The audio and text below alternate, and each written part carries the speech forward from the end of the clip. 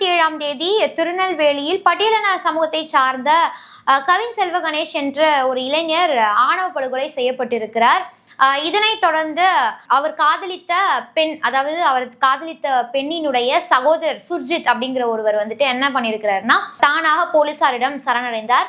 இதனைத் தொடர்ந்து எஃப்ஐஆர் அப்படிங்கிறத போலீசார் போட்டாங்க. அதாவது சுர்ஜித் மீதும் சரி, சுர்ஜித்துடைய பெற்றோர் அவங்க மீதும் வழக்கு பதிவு அப்படிங்கிறத பண்ணாங்க. அது மட்டும் இல்லாமல் சுர்ஜித் அவர்களுடைய பெற்றோர் பார்த்தீங்கன்னா 2 பேருமே சப் இன்ஸ்பெக்டர் ஆஃப் போலீஸ்.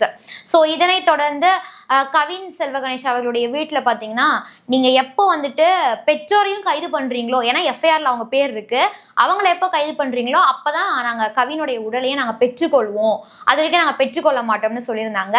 மேலும் இதனைத் தொடர்ந்து காவல்துறை ஆணையர் சந்தோஷ் அவர்கள் கைது செய்யப்பட்ட சுர்ஜித்தை குண்டர் சட்டத்தில் போட்டது மட்டும் அல்லாமல் இன்னொரு விஷயமும் பண்ணியிருக்கிறாரு. இந்த வழக்கை சிபிசிஐடிக்கு மாற்றமும் செஞ்சிருக்கிறாரு. இந்த விவகாரம் அரசியல் களத்தில் மிகப்பெரிய ஒரு பேசு பொருளாகவும் ஒரு விவாதத்திற்குரிய ஒரு பொருளாகவும் ஒரு சம்பவமாகவும் மாறியிருக்கிறது. மேலும் இந்த சம்பவம் தொடர்பாக இயக்குனர் மாரி செல்வராஜ் அவர்கள் தன்னுடைய எக்ஸ் வலைத்தளத்தில் என்ன போட்டிருக்கிறாரு அப்படின்னு பார்த்தீங்கன்னா, சாதி ரீதியிலான அட்டூழியம் அப்படிங்கிறது மிகப்பெரிய அளவில் அதிகரித்து விட்டது.